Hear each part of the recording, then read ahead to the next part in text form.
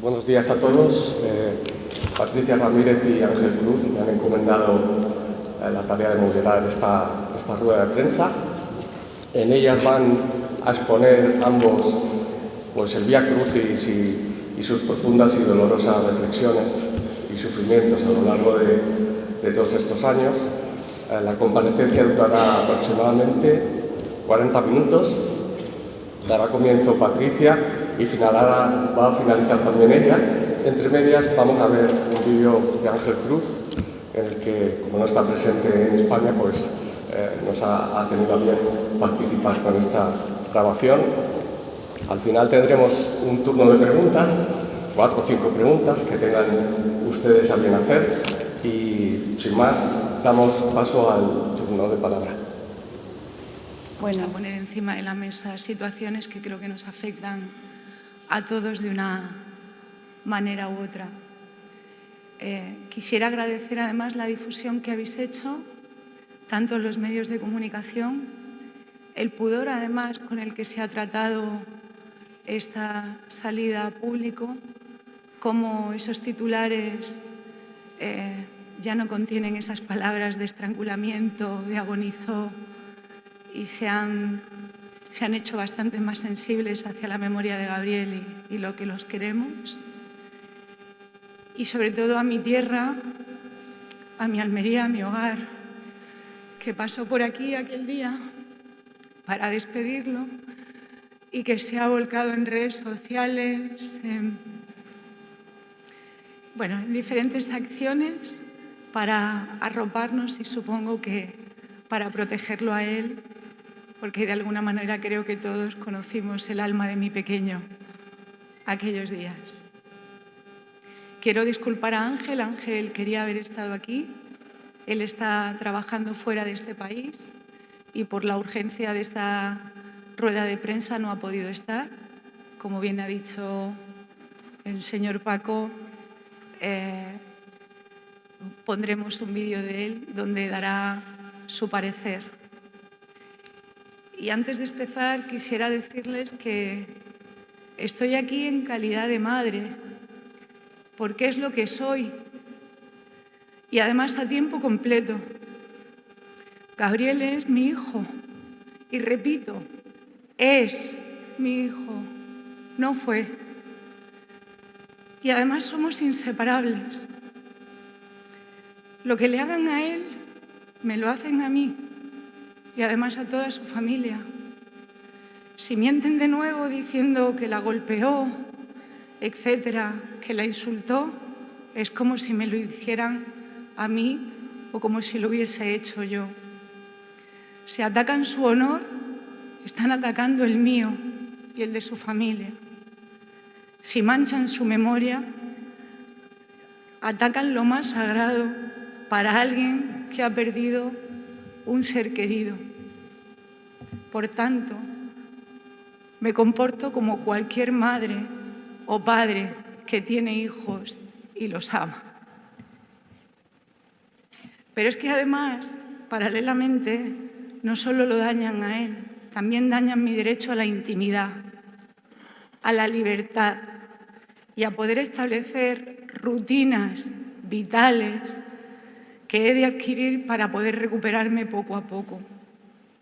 Por ello, para que ustedes puedan ver la fractura en nuestras vidas, paso a explicarles de forma muy concreta lo que nos viene sucediendo en estos últimos 3 años.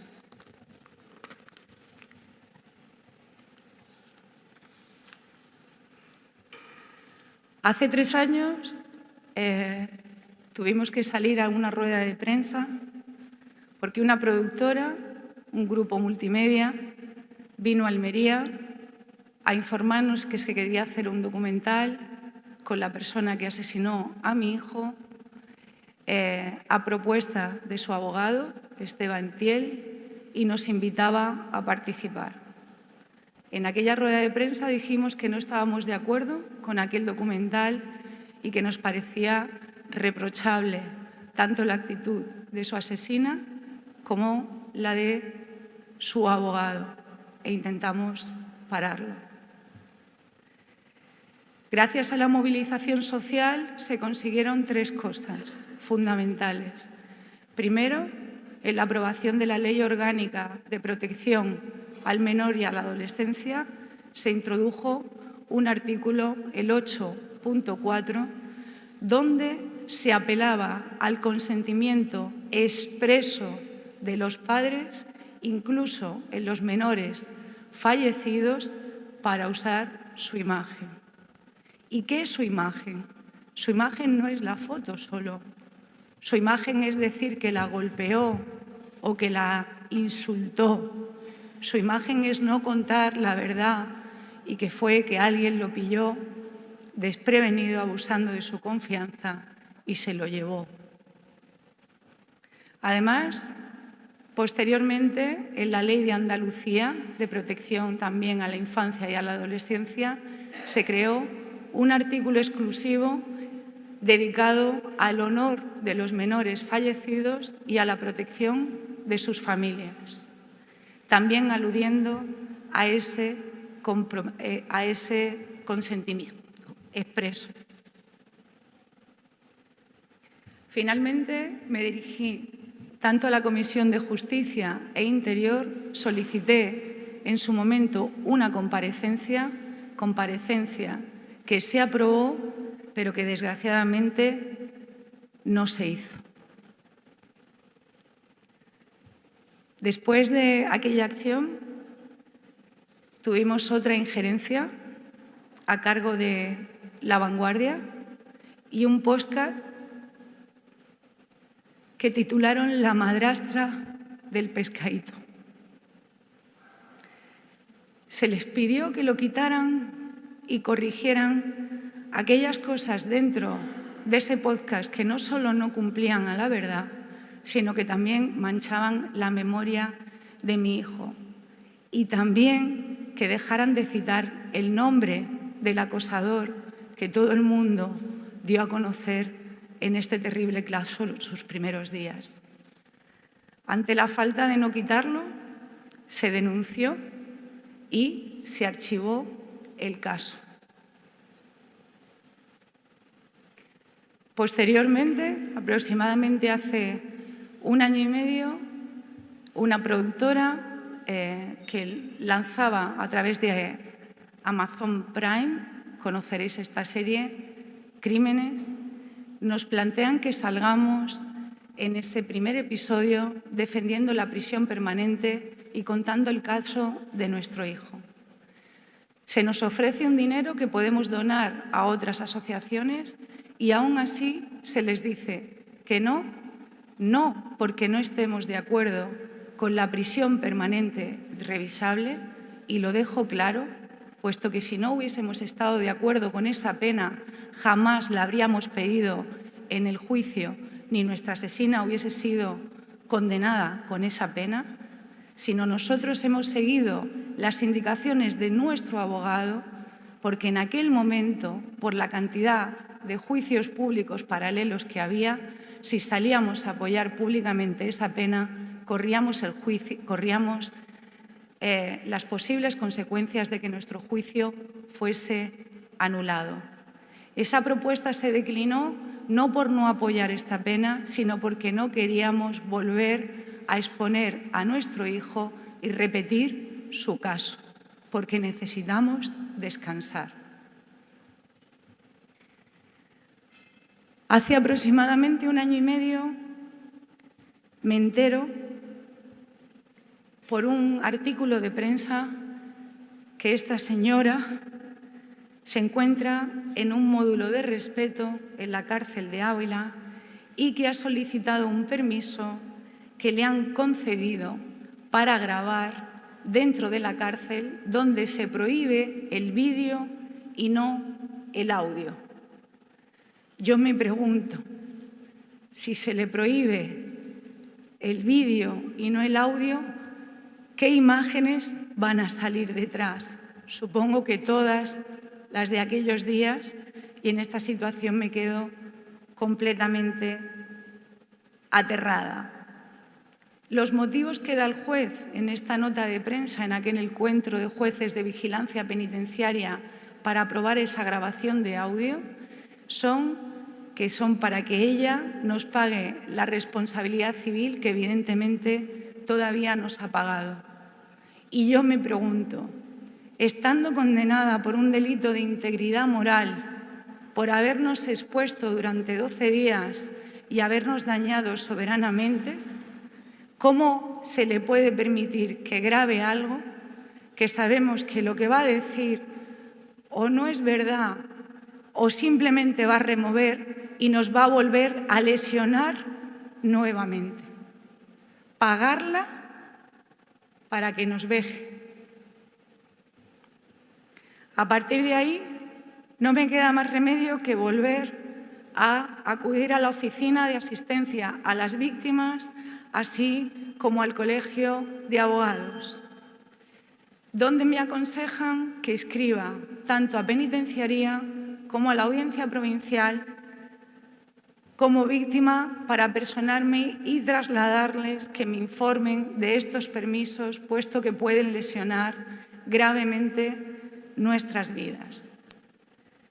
Se escribe a Penitenciaría, desgraciadamente no con abogado gratuito, puesto que suponían varios procedimientos y esto implicaba que yo tuviera que hablar con diferentes personas, explicarle mi caso, etcétera.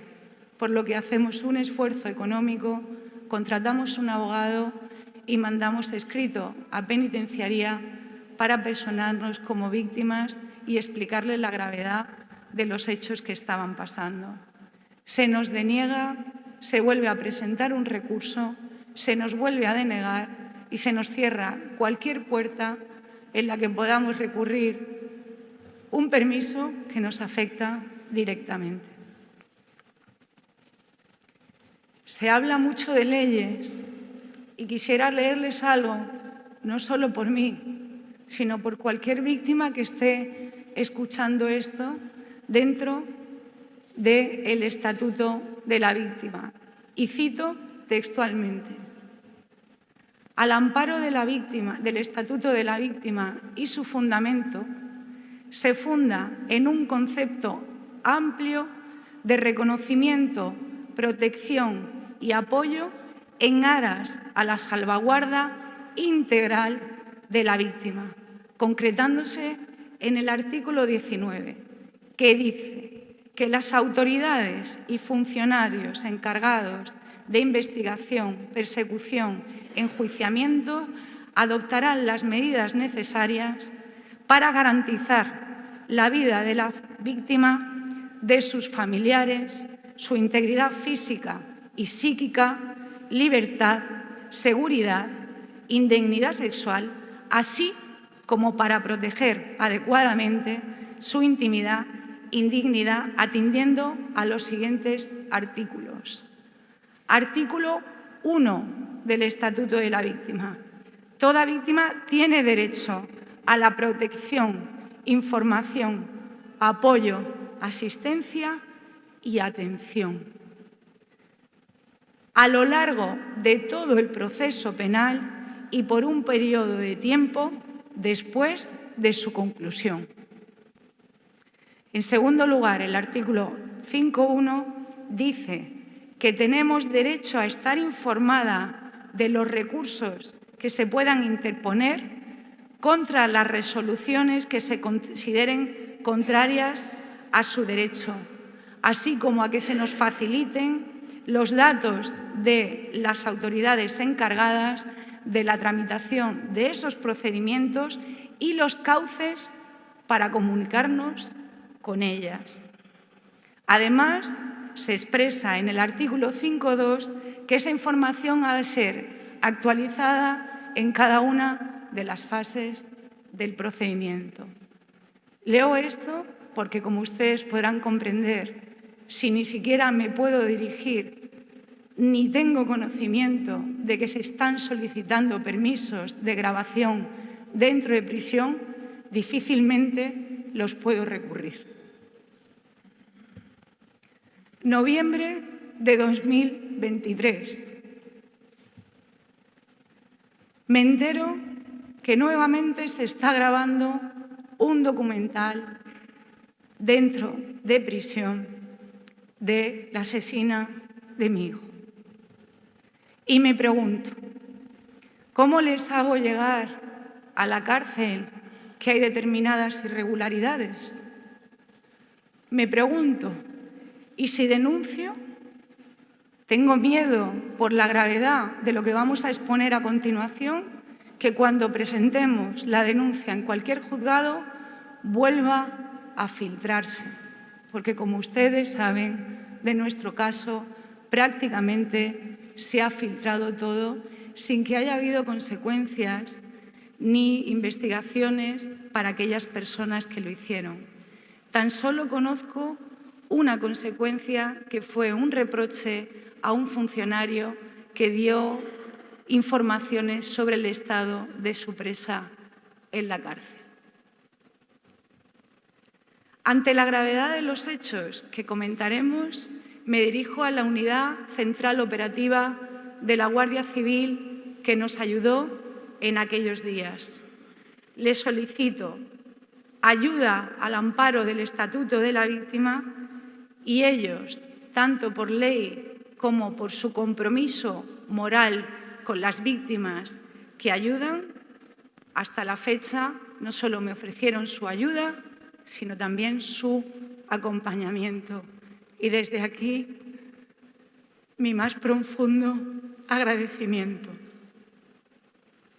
Segundo, ante la imposibilidad de que me atiendan en la cárcel y el mareo de papeles, visitas a los diferentes estamentos y organizaciones, de tener que contárselo a tantas personas y pedir ayuda, me dirijo y comunico con el Ministerio de Interior y solicito reunirme con ellos estas Navidades pasadas.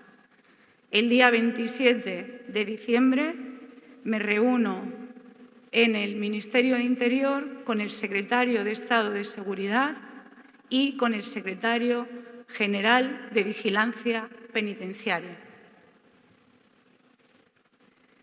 Les explico y les traslado, por la gravedad de los hechos, que tengo una fuente directa que me asegura que dentro de prisión la condenada por lo que le hizo a mi hijo tiene un teléfono móvil, que además está intentando grabar un documental, que está pidiendo traslado de prisión, que desgraciadamente se nos manifiesta que existe complicidad de funcionarios dentro de la cárcel que la están ayudando, que a través de los vis a vis se le mete dinero. Les informo que además su responsabilidad civil después de 6 años no está resuelta, por lo que no entiendo cómo se le puede dar un permiso nuevamente para pagarnos a nosotros la indemnización cuando ni siquiera se ha depurado cuál es su situación económica, sus bienes de la República Dominicana o no y su estado actual, estando todavía ese procedimiento sin cerrar. Se les informa que hemos sido conocedores de que se le ha dado un permiso dentro de la cárcel para grabar ese audio y no hay vídeo, y se nos traslada que eso al final no se ha hecho y que por parte de Secretaría General de Vigilancia Penitenciaria no están a favor ni quieren dar permisos para que se graben a este tipo, permítame, de asesinos. Se solicita en aquella reunión, por favor, se haga una investigación interna dentro de la cárcel y depuración de responsabilidades, tanto hacia su persona como a los posibles funcionarios implicados. Y les pedimos que no queremos que salga público, porque no queremos que se genere un debate y que tenemos la voluntad de que ellos lo puedan solucionar en silencio, de que no queden manchadas nuestras instituciones y que nos ayude. Como ustedes saben, esta mujer está dentro de un sistema penitenciario y es instituciones penitenciarias quienes son los responsables subsidiarios de sus malas acciones y quienes han de tutorizar que este tipo de cosas no ocurran. Me responden que ella en prisión es buena, que el dinero que le introducen no le hace falta allí para nada y que si sé el nombre de los funcionarios, que se lo diga. Por otro lado, también intentan ayudarme y asesorarme con la resolución de la responsabilidad civil para poder actualizar el punto neutro judicial e investigación de bienes después de 6 años. Una vez cerrada esa reunión, por el miedo, vuelvo a acudir al Colegio de Abogados y a la Oficina de Asistencia a las Víctimas y se me recomienda volver a presentar un escrito ante el juez de vigilancia penitenciaria informando de estos hechos. Realizo una solicitud, varias solicitudes de asistencia gratuita para empezar a redactar las querellas, renunciando a la parte del abogado, puesto que si no, tenían que ser diferentes letrados con los que tuviese que hablar cada uno a cargo de un procedimiento. Y es una persona cercana y amiga quien me ayuda a elaborar las querellas que próximamente se van a interponer después de esta rueda de prensa en los juzgados correspondientes. Finales de abril. Nuestra fuente nos advierte que dentro de la cárcel se la sigue grabando, que la producción ya está prácticamente lista, que además, aparte de ella, se han grabado a diferentes personas y solo falta sus testimonios con un relato que la favorece. Nos informan que sigue siendo gestionada por su abogado, el que era antes de oficio, Esteban Thiel, y que además va a tener ciertos beneficios en el dinero que se le pague a nuestra asesina para salir a contar cosas que están relacionadas con cuándo se lo llevó. Nos informan que ya se ha intentado vender a plataformas digitales, como las que vosotros conocéis. Por tanto, nuevamente, ante la urgencia y sabiendo que ya se la está grabando dentro, evidentemente sin permiso, por lo que nos traslada instituciones penitenciarias, se vuelve a escribir cartas urgentes a la Secretaría de Estado General, a Vigilancia Penitenciaria y, como he dicho antes, al juez de vigilancia de la cárcel de Ávila, explicándoles que actualmente se la sigue grabando, entendemos, de forma ilícita. Un ejemplo de esto lo tienen ustedes en el recién caso que se llevó a series de la Guardia Urbana, que se grabó por videoconferencias y que ahora mismo es ejemplo de una contienda judicial precisamente por la ilegalidad y las malas prácticas a la hora de grabarla. Ante esos escritos presentados, no tengo respuesta.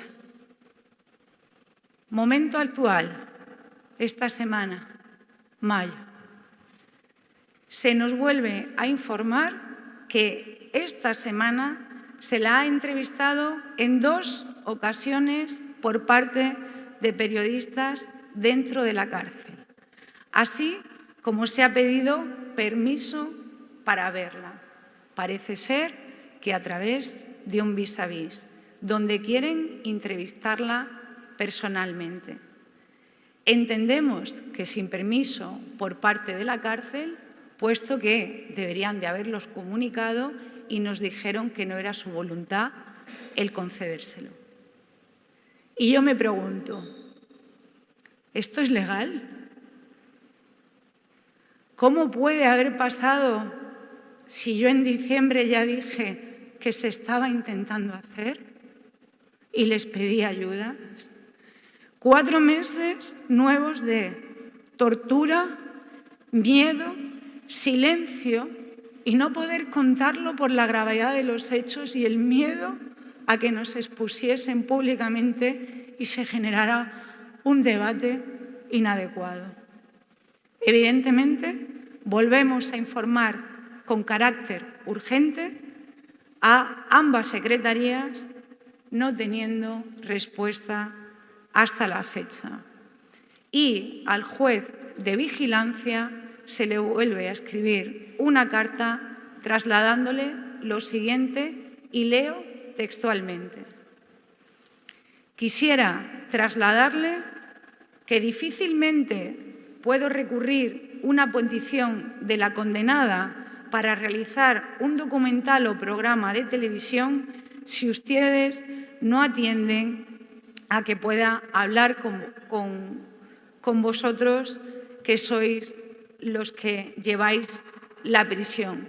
Y, por otro lado, si no estoy informada por las personas que han de concederle los permisos para poder interponer recursos ante esas resoluciones que dictan y que gravemente dañan mis derechos, mi salud y la memoria de mi hijo. Asimismo, se les informa que tampoco puedo hacerles llegar las circunstancias de su reclusa, así como las irregularidades, si no me dan la posibilidad, al amparo del Estatuto, de hablar con ellos ante las situaciones graves que se están cometiendo dentro de la cárcel y que afectan a mi persona de forma directa y extremadamente dolorosa.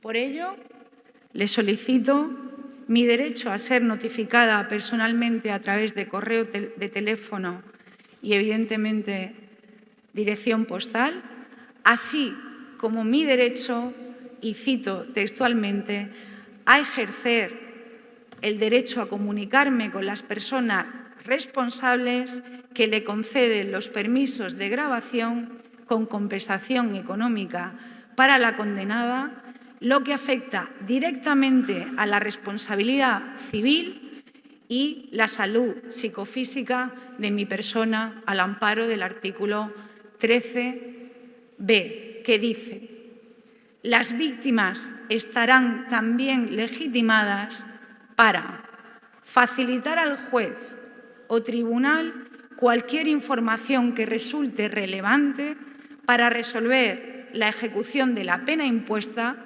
las responsabilidades civiles derivadas del delito o el comiso que se hubiera acordado. Ayer tuve respuesta y, en palabras que yo no entendía, evidentemente tuve que pasarlas a un compañero letrado. Lo que me vinieron a decir nuevamente es que no había lugar a abrir esa vía de comunicación con vigilancia penitenciaria.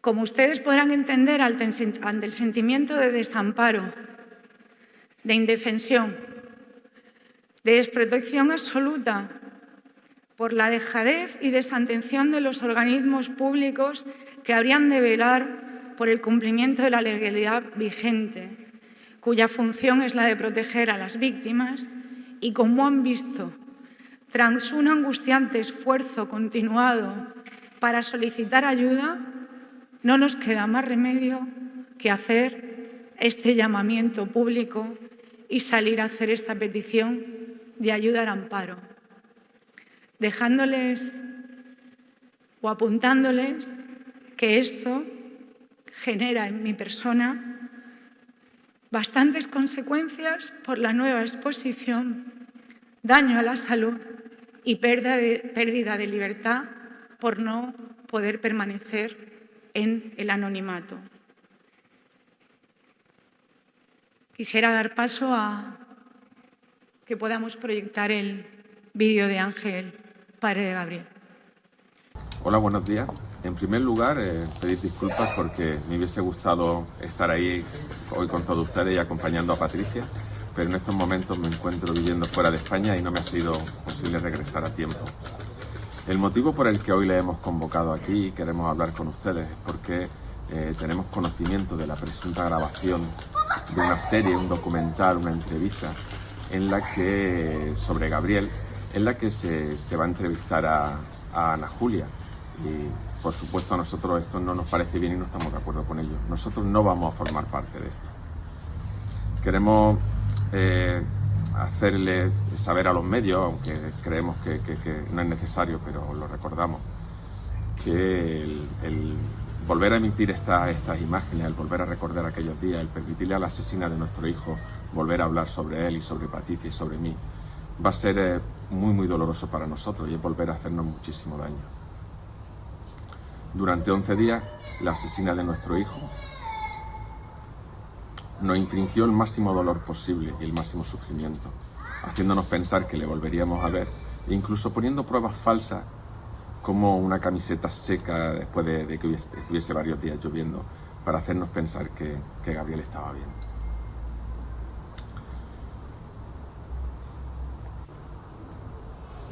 Seis años después, los medios de comunicación tienen la oportunidad de volver a emitir esta serie, este documental, y que Ana Julia nos pueda volver a machacar y a destrozar, volviendo a verla, a escucharla, a hablar de nuestro hijo y a hablar de lo que ocurrió en aquellos días. Por favor, nunca olvidéis lo que ocurrió hace 6 años. Ana Julia, aprovechando que era mi pareja y que mi hijo confiaba en ella, le engañó, le llevó a un sitio donde ella sabía con toda seguridad que nadie la podía ver y que nadie la iba a molestar, y allí le asesinó. Por todo esto, exigimos respeto para la memoria de Gabriel. Es decir, no podemos vivir en una sociedad tan vacía en la que por un puñado de euros podamos permitir que una asesina vuelva a hablar y vuelva a mentir sobre lo que ocurrió aquel día con un niño pequeño de 8 años que no tenía culpa de nada y que hoy en día, por desgracia, ya no le tenemos con nosotros.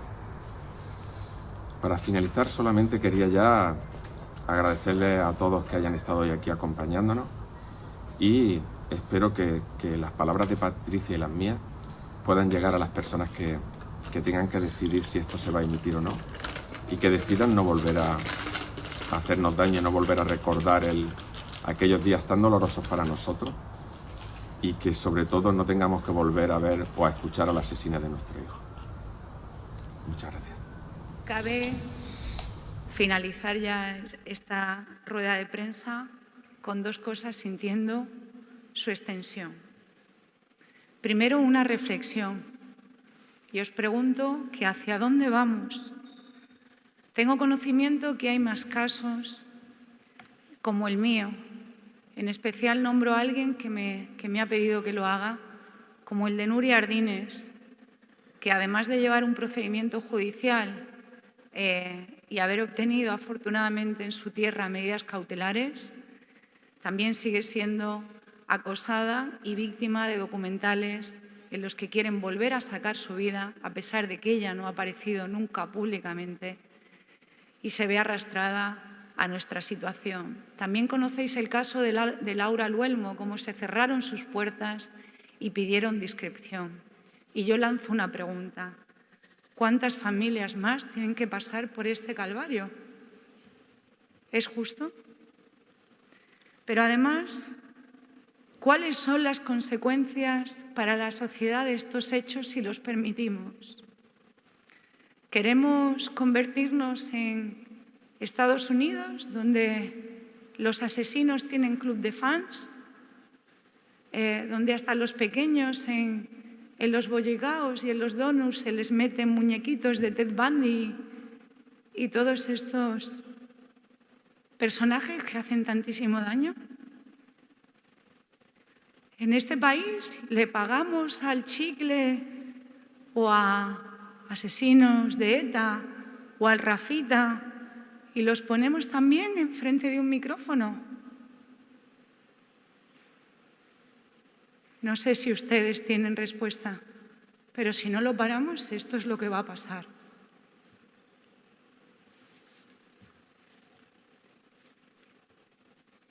Y yo me pregunto, ¿y por qué se permite? Es obvio que hay falta de control en las prisiones. Si no se da permiso, ¿cómo se producen estas grabaciones? ¿Con móviles? ¿Por videoconferencia? Es obvio que quizás tenemos que plantearnos dentro de las leyes penitenciarias, precisamente por las nuevas tecnologías que se introducen dentro de prisiones, cuáles deberían de ser las consecuencias penales y no dentro de la cárcel para esas personas que se permiten hacer este tipo de grabaciones, dañándonos y generándonos un dolor inmenso. Igual, si tuvieran consecuencias penales, evitarían hacer este tipo de malas prácticas.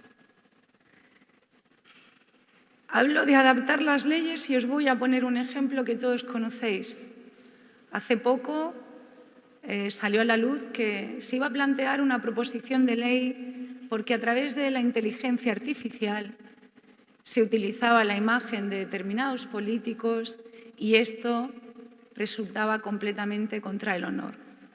Fíjense, no hace menos de un año se hizo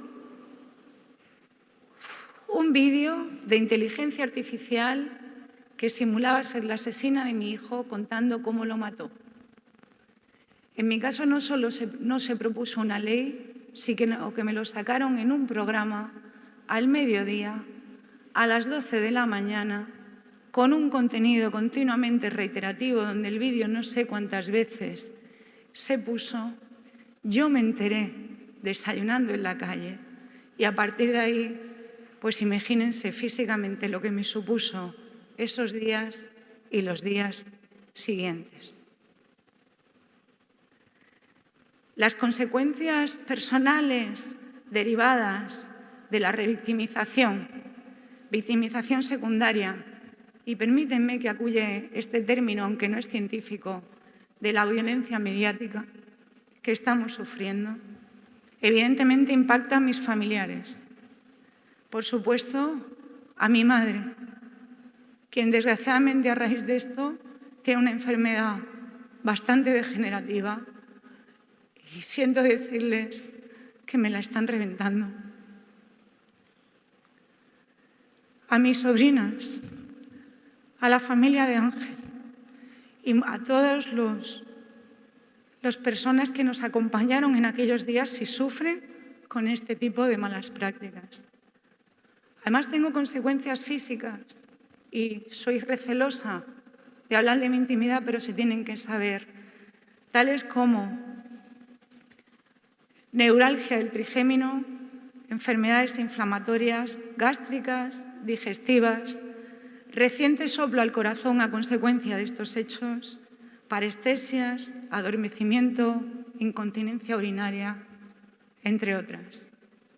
Consecuencias psíquicas, ataques de pánico, de ansiedad generalizada y fobia social, dificultades cognitivas, depresión, que me exigen apoyo psicológico permanente. No voy a hablar de las económicas porque ya se las pueden ustedes imaginar. Y sociales.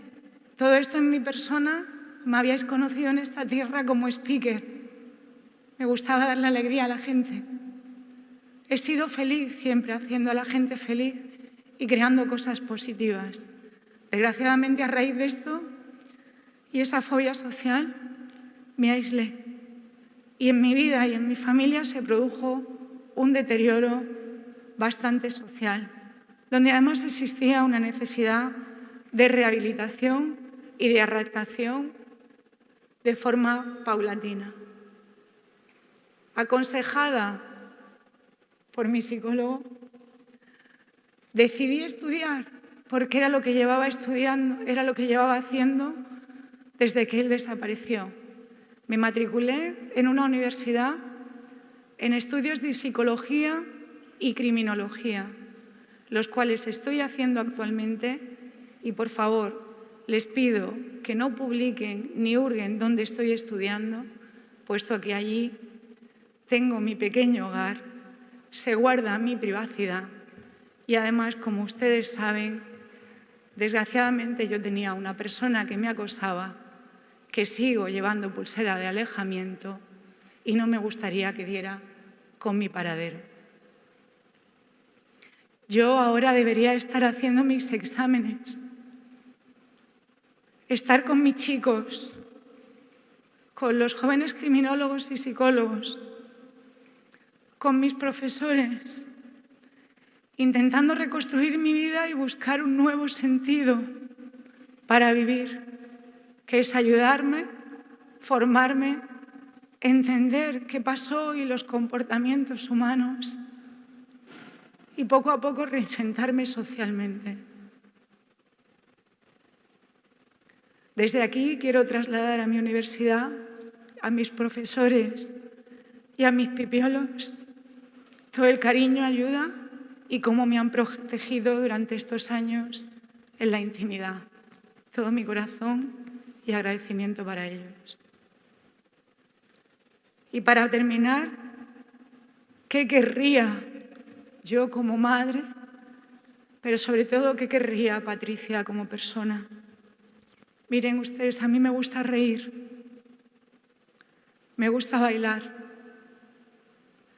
me gusta estar en calma, me gusta estudiar, pero sobre todo me gustaría que me dejaran hacer todo eso y rehabilitarme poco a poco. Hacer mi duelo,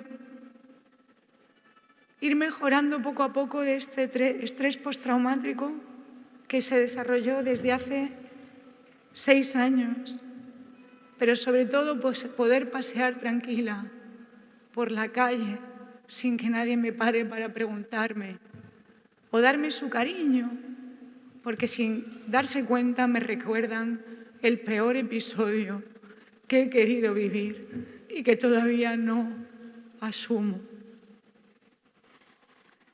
Creo que para esto, como he dicho, hay más que leyes suficientes y todas coinciden en lo mismo, en el consentimiento expreso.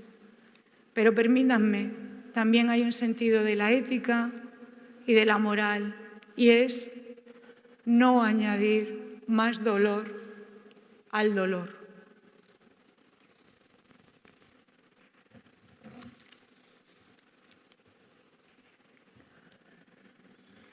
Creo que lo dijimos al día siguiente, en este patio de luces, cuando lo despedimos. No hablen más del caso, dejarlo que se vaya, con su sonrisa y el abrazo de toda esta ciudad y todos los pescaditos y girasoles que sonaron más allá de las fronteras de España. Ojalá hubiese sido posible. Atendiendo al tema del documental, me queda decir que yo tengo derecho tanto a hacer como no hacer un documental sobre el caso de mi hijo. Pero en este caso les aseguro que yo ni mi familia jamás hará nada que tenga que ver con su caso para contarlo y mucho menos lucrándonos de ellos.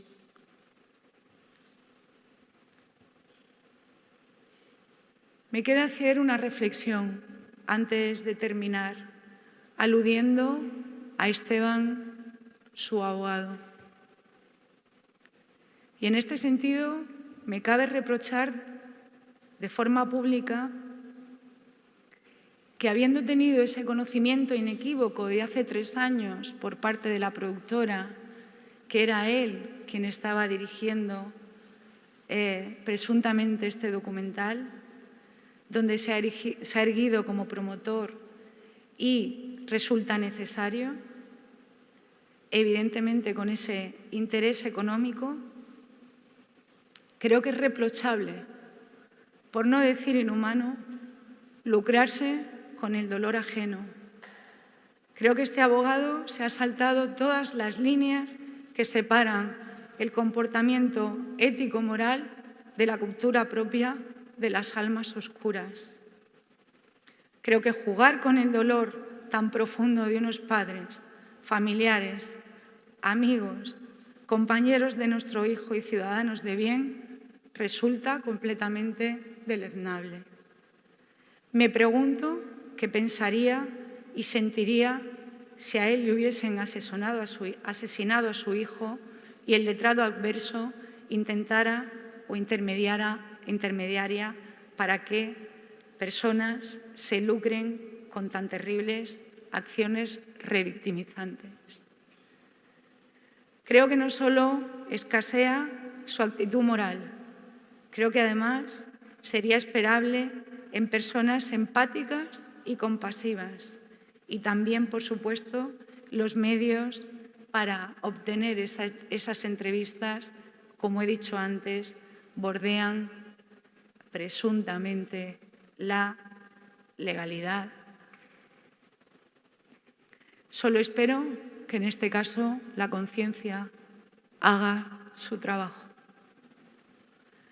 Expuestos nuestros argumentos, las acciones futuras son la solicitud de asistencia al Congreso y al Senado, presentación de querellas.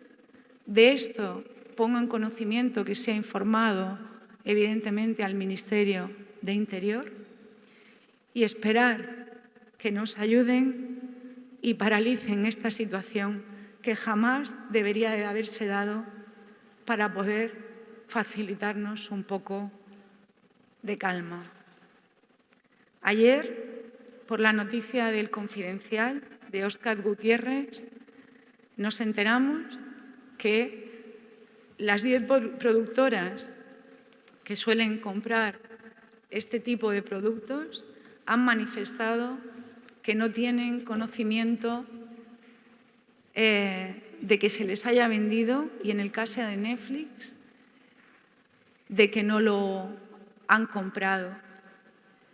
Esto nos llega como un rayo de esperanza, y les rogaría desde aquí a ellas y a todas aquellas plataformas o productoras que estén interesados en ponerle voz, que por favor se imaginen que estoy sentada a su lado,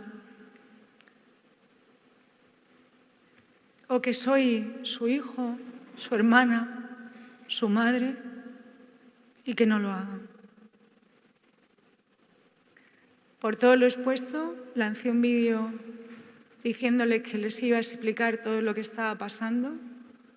Ustedes juzguen, analicen la información que les acabo de trasladar, y si están de acuerdo, acompáñennos esta tarde en la Ballena de Gabriel, y de la buena gente, ayúdennos a alzar la voz con ese lema de nuestros peces no están en venta, no solo para protegerle a él, a sus compañeros de colegio y a todos los pescadillos que no sé cómo se les puede explicar semejante situación si pasa,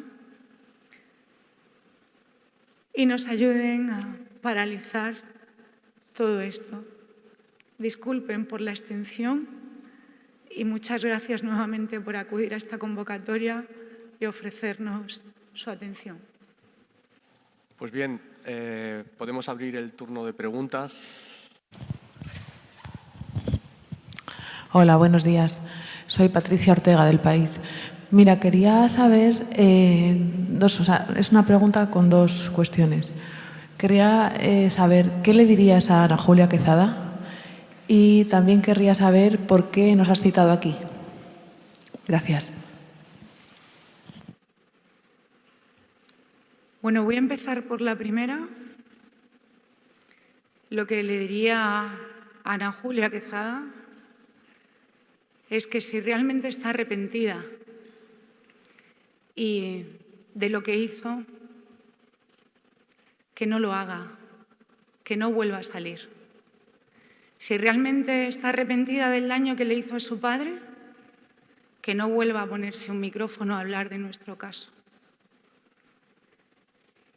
Que si está cumpliendo su pena y está condenada por un delito de la integridad moral, que no nos provoque un daño que nos llevará evidentemente a tener que denunciarla por lesiones y nuevamente por integridad moral. Le diría a Ana Julia Quezada, por respeto a su padre y a la memoria de Gabriel, no lo hagas. La segunda pregunta, ¿por qué estamos aquí? Desde que vine aquí, aquel día para despedirlo, donde pasaron no sé cuántos, no sé si son miles de personas, no lo sé. Gabriel estaba aquí, no he vuelto.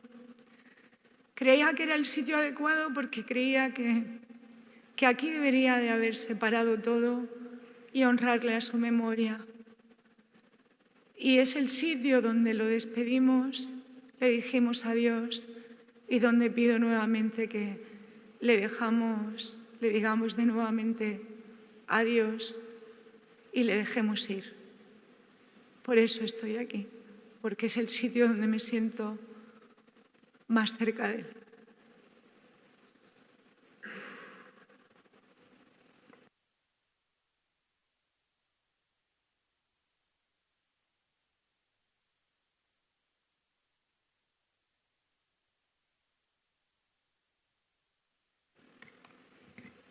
Bueno, si no hay ninguna pregunta más, y si la hay, que sea breve y rapidísima, porque creo que es el momento de dar por finalizada la rueda de prensa. Entenderán que la exposición debe ser limitada por cuestiones de protección para la salud, porque aunque Patricia tenga, como han visto, muy buena cabeza, el corazón todavía duele. Les agradezco mucho la presencia, por la parte que me toca. Mismo digo muchísimas gracias por todo el apoyo, el cariño. Sé que el periodismo de este país de calidad además está conmigo, me lo han hecho llegar por privado, por muchos sitios. Aquí tenéis a alguien para batallar y ayudaros a dignificar la profesión ante estas malas artes y ojalá todo el mundo esta tarde alce la voz y diga que nuestros peces no se venden. Muchísimas gracias.